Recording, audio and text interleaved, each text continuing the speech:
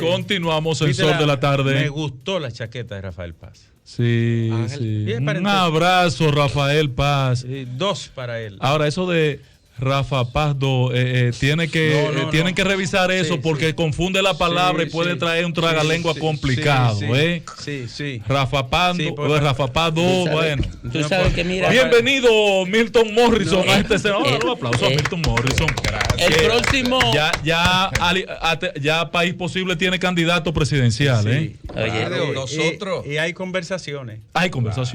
Sí, precisamente hace ya algunos meses nosotros determinamos cuál era nuestro candidato presidencial. Se llama Luis Abinader para la reelección del 2024. Vamos arriba, hombre. Eso está claro. Se odió Paz. ¿Cómo así? Rafael Paz tiene que ver con... Bueno, yo tenía informe. Domingo, pero bienvenido, patrón. Vamos a hablar de electricidad. Vamos a hablar de electricidad. Hablemos de Edesur. Bienvenido, Milton. Bueno, muchas gracias. Como siempre, un placer aquí estar con ustedes. Bien, ¿cuál es el estatus actual de Edesur?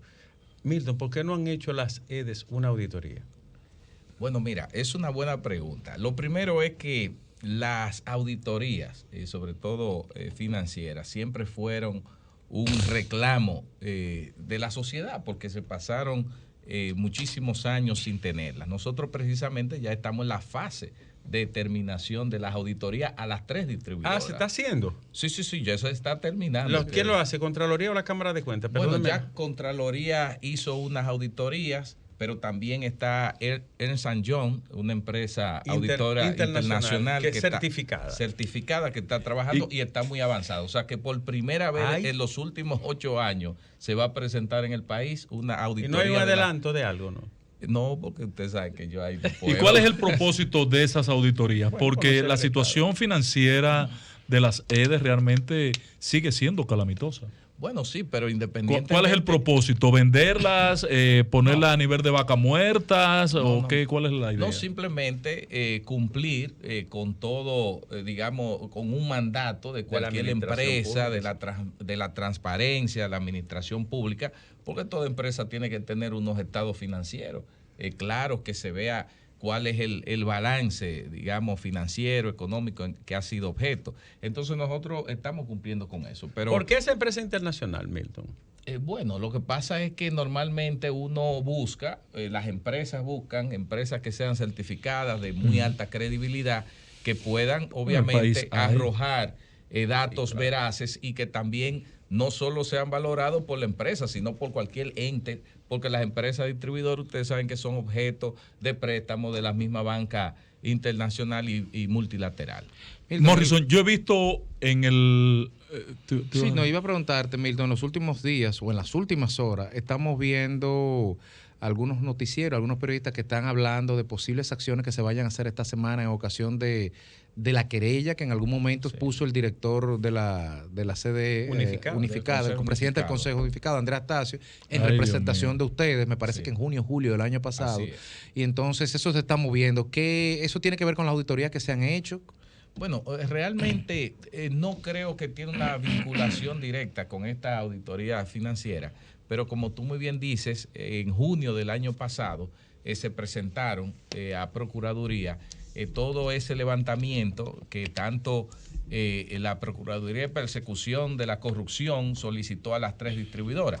Y yo creo que ha sido un tema ya de prioridad dentro de la Procuraduría, donde en qué posición coloca, ¿verdad? Esos expedientes. O sea, esa pelota está en la cancha de la Procuraduría. Esa pelota tiene casi un año en la cancha Ángel, perdóname de la un segundo, solo esto, por última vez, ya no vuelvo a interrumpir. Hay un préstamo que hizo la Unión Europea y hay una discusión sobre eso. ¿Qué es lo que pasa con los 9.3 millones de euros? Como que no se sabe a qué se destina. ¿Cuál es el estatus de eso? Sí, mira, precisamente todas esas informaciones son parte de lo que en algún momento se suministró y está contenido en esos documentos que se presentaron a la Procuraduría. Sí, nosotros sabemos que al inicio de esta gestión, precisamente ese financiamiento que teníamos para varios proyectos fueron suspendidos y hasta algunos proyectos nuestros se vieron afectados precisamente por esa realidad. Entonces, lo que hay que ver cómo termina, porque ya eso es algo que se está anunciando ahora, pero eso tiene ya casi un año que inició ese proceso en donde ellos están investigando, pero dentro de los documentos que depositó en su momento Andrés Astacio, hay mucho de eso, de esos proyectos que aquí se daban financiamiento y al final de cuentas era un barril sin fondo. Ustedes no se imaginan la cantidad de millones de dólares que se invirtieron en proyectos de rehabilitación, que los circuitos tienen los niveles de pérdida altísimos y otros circuitos ni aparecieron ni se desarrollaron. Esa es la realidad que hay. Y eso ocurrió en las 3 distribuidoras. La CDE le pasó los contratos que tenía allá a la distribuidora. En violación a la ley. ¿Qué impacto ha tenido? Sí, porque eso se estaba haciendo por otra razón. Y tú sabes bien, lo único que tú no quieres asumir como yo. Oye, ¿qué impacto tuvo eso en el desempeño financiero de la sede? Sí, mira, la realidad, Domingo, es que la naturaleza de esos contratos es que debieron estar en la distribuidora. El hecho de que estuviesen a través de la CDE era una distorsión, porque CDE no compra ni distribuye energía. Entonces, lo que se hizo fue llevar a la legalidad, digamos así, todo ese proceso de la compra de energía con los generadores. El impacto fue diverso porque obviamente cada una de las distribuidoras tuvimos que asumir una cantidad de contratos que no necesariamente estaba en la misma proporción, digamos, de cómo se distribuían los costos de la CDE. Pero lo que yo sí te quiero dejar dicho, que en la Ley General de Electricidad dice claramente que quien licita y quien compra a los generadores tiene que ser la distribuidora. O sea que lo que está ahora es lo que debió estar ocurriendo hace tiempo. No, pero no porque la ley lo prohíbe, porque la CDE es una especie... Dejémoslo de la legalidad para después, mira. Oye, porque la ley presenta a la CDE primero. Además, recuerden que la CDE prácticamente se redujo. No, pero presenta a la CDE como la propietaria de las acciones. Sí, claro. En principio... De la distribuidora. Ahora al principio es el FOMPER. Pero cuando se produjo la recompra, que fue cuando nacieron esos contratos, era así. Y la ley le pone condiciones. Ahora, Morrison, Ricardo te hizo una pregunta y en principio yo pensé que tú ibas a ir en dirección de presentarnos cuál es el estatus hoy de la EDESUR. EDESUR, que es una de las más importantes de las 3 empresas. De las de menos déficit. Y en tus manos yo tengo la ilusión de que eso va a volver en algún momento a tener números positivos. Y que no aparezca un pulpo eléctrico ahí. Creo que con Morrison no va a haber pulpo eléctrico. El tema es que yo veo deficiencias tanto en EDESUR como en las 2 EDES adicionales, tan elementales como que no aparece un medidor eléctrico. ¿Qué es lo que pasa? ¿Cuál es la situación? Porque aquí hoy día, si ustedes no aumentan su cobranza, es porque realmente no se está midiendo lo que se está sirviendo. Sí, mira, la realidad, antes de entrar al estatus de la distribuidora, te voy a contestar eso. En estos momentos, EDESUR Dominicana ha recibido el tema de los medidores, ya eso es una noticia del pasado reciente, porque nosotros recibimos en los últimos 3 meses 53,000 medidores. O sea, nosotros no tenemos el problema de la deficiencia en el medidor. En EDESTE han recibido alrededor de 36,000 y EDENORTE ha recibido alrededor casi de 30,000. Es decir, que nosotros las 3 distribuidoras ahora mismo tenemos medidores para los clientes residenciales, negocios, etcétera. Ahora, ¿cuál ha sido el problema? Mire, hay una realidad. Las empresas distribuidoras fueron empresas realmente saqueadas, empresas que le encontramos una situación muy devastada. Nosotros cuando llegamos, y estas no son excusas, porque le voy a explicar el por qué 1 año y medio después tengo que decir esto, para que la gente no diga, pero este está hablando todavía de hace 1 año y medio. Mire, cuando nosotros llegamos, los almacenes no tenían medidores prácticamente. Cuando llegamos, encontramos toda esta problemática que ustedes vinculan con el tema del pulpo eléctrico, ¿cierto? En existencia, porque en inventario sí tenían. No, bueno, pero ese es otro tema para no desviarme ahí. ¿Qué sucede? Que habían suplidores únicos, oigan esto, para el tema de los medidores. Nosotros no podíamos lanzar procesos para replicar y seguir comprando los mismos medidores bajo el mismo esquema de costos que había. Y eso generó una crisis. Eso generó una crisis que nos llevó cerca de 8 meses. $300 por encima. ¿Y tú sabes cuánto ha dejado de recibir las EDES por eso? $300. ¿Cómo $300 un medidor? Lo que implicó, oye esto, Ricardo, lo que implicó que durante 8 meses se retrasaran esos procesos para iniciar los procesos de licitación y compra.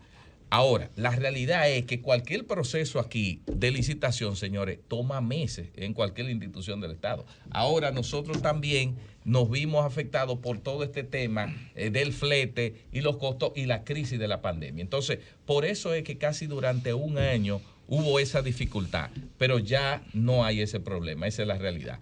Con relación al estatus, nosotros en las empresas... Índice de cobranza, índice de pérdidas, porque ahí hay un conjunto de cosas que... Sí, miren, el tema primero, estamos abasteciendo el 98.5% de la demanda, es decir, aquí no hay apagones programados como existían en la administración pasada. ¿Qué había en la administración pasada? Que se suplía solo el 84% de la demanda, el otro 16% se daban apagones de manera selectiva para reducir las pérdidas y reducir el costo. Desde que nosotros llegamos, el presidente Abinader, y con el tema de las clases virtuales, hubo que dar el 100% de la energía porque las clases eran virtuales. Y había que gracias a Punta Catalina. Exactamente. Entonces nosotros ahí estamos suministrando eso. Con relación al tema de las cobranzas, el año pasado nosotros rompimos el récord de cobranza en un mes. En el mes de diciembre, de 3.400 millones de pesos, por decir un caso. Y fue el año del 2021 donde más cobramos. En términos del índice, de los porcentajes, el promedio... Recuperación de efectivo, índice. Exacto, alrededor del 98% de la energía en términos del porcentaje del cobro. ¿Cuánto mejoró? Sí, no, mejoró bastante. En correlación al año pasado, nosotros... nos movimos 3%. 3%. Bueno, también si hacen eso sostenible en el tiempo, de las pérdidas, oigan esto, el tema de las pérdidas sí se ha mantenido más bien estable. La realidad es que no hemos podido doblar esa curva en el tema de la reducción de pérdidas por razones diversas. Una, por lo que le decía ahorita, duramos casi un año sin medidores nuevos. Y eso lleva que si tú no colocas un medidor, si tú no facturas, tú no puedes reducir las pérdidas. Entonces, eso se mantuvo. Ahora, ¿cuál es el logro nuestro? Haber mantenido esos niveles de pérdida a pesar de la falta. Pero también, déjenme decirle algo, nosotros saneamos la base de datos de facturación, porque no solo se reducían las pérdidas antes dando apagones, porque las pérdidas tú las reduces cuando tú das apagones. Si tú das muchos apagones, tú compras menos energía. Al comprar menos energía y si lo relacionas con la facturación, entonces las pérdidas te dan más bajo. Antes eran un poco más bajas que lo que tenemos ahora, 2%, por dos razones.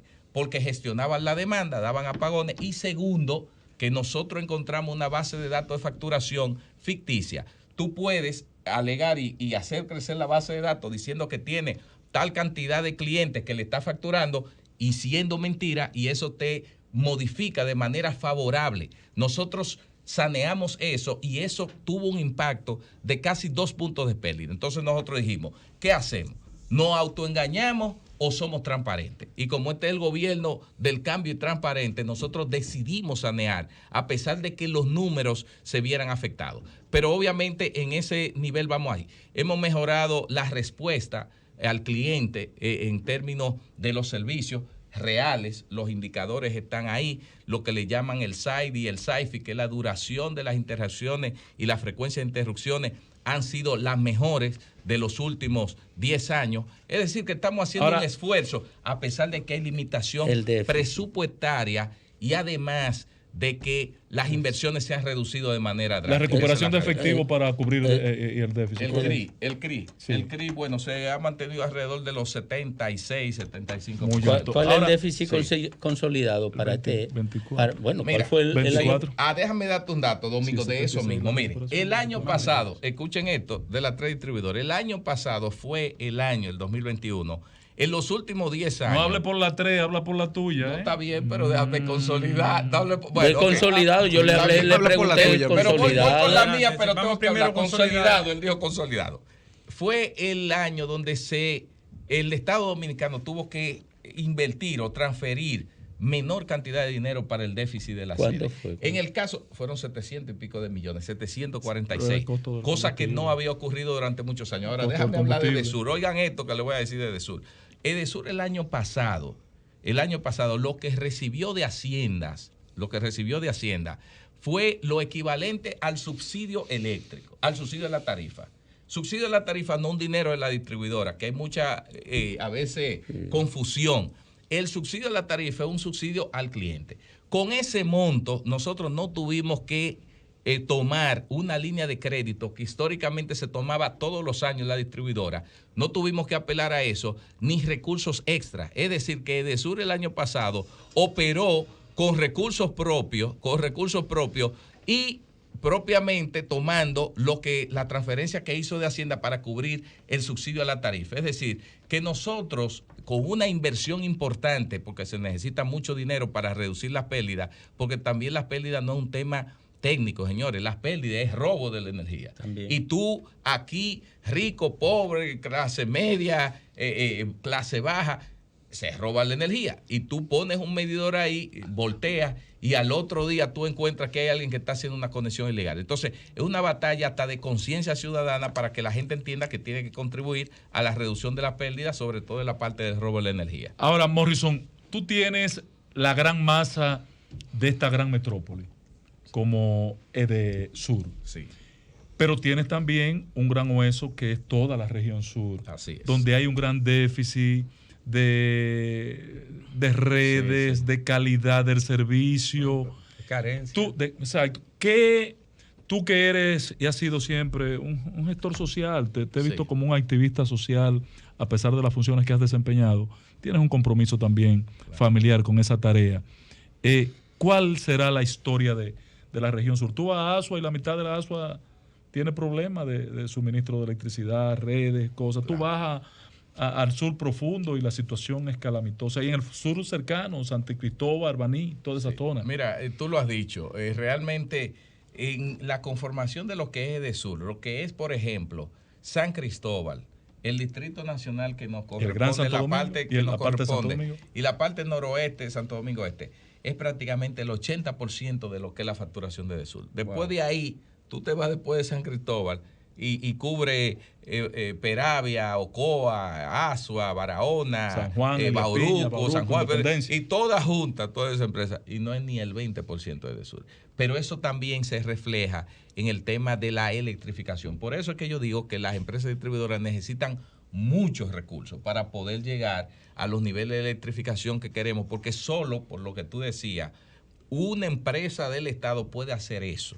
Porque son prácticamente inversiones que su recuperación, su retorno, es casi una inversión social. Sí. Porque tú te metes en lugares donde tú tienes que invertir en postes, en redes, invertir varios millones de dólares o varios millones de pesos y no hay retorno. El retorno es social. Eso es social. Por eso, qué bueno que tú traes eso, porque es parte de lo que hacemos. Y le voy a citar 2 acciones que EDESUR ha realizado en los últimos meses de gran impacto nacional.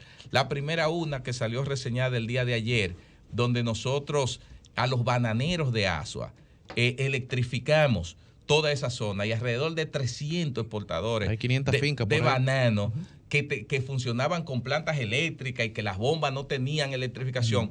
Gracias a esa acción que tenemos ha impactado. Sí. Y lo otro es Rancho Arriba, donde están los principales invernaderos para exportación. El 60% casi de la exportación de vegetales está ahí arriba.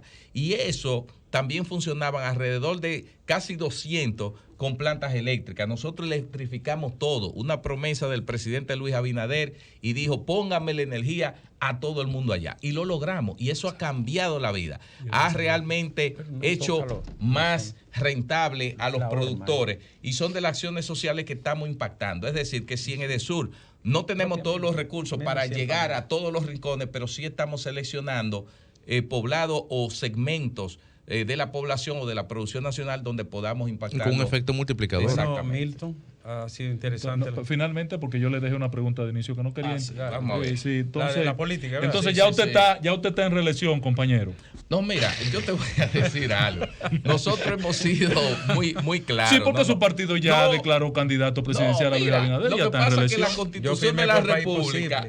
También, no, usted está inscrito en el PRD. Yo lo inscribí ya usted en el PRD. Yo pregúntale a mí. Ya, Ricardo, el país posible. Vuelve y dígalo. Yo firmé aquella... No, cuando estaba buscando la firma, ¿verdad? Ricardo apoyó. Ricardo es posibilista. Ricardo es posibilista. Yo ayudé me apoyó. Pero la realidad... Me toca que sea un contador. Oye la realidad. Ni alambre de este hombre. Lo que pasa es que nosotros tenemos un compromiso con Luis Abinader, un presidente que lo apoyamos en la elección del 2020 y qué bueno que la realidad ha demostrado que no nos equivocamos. Un presidente ético, honesto, trabajador. La Constitución le permite reelegirse, pues nosotros estamos con Luis Abinader hasta que la Constitución se lo permita. Ese es nuestro candidato presidencial. Gracias por acompañarnos en este conversatorio tan interesante aquí en El Sol de la Tarde. Siempre a sus órdenes. Gracias a ustedes. Y esperando que País Posible haga posible, ¿verdad, Ángel? Sí. Mira, yo tengo una candidatura a senador en pauta. Es verdad. Sí, que quiero que tú, amigos míos como tú, Fidel Santana... senador, ¿quién va? No te preocupes, Ricardo. Pero vamos a hablar. Vamos a hablar. Yo tengo una...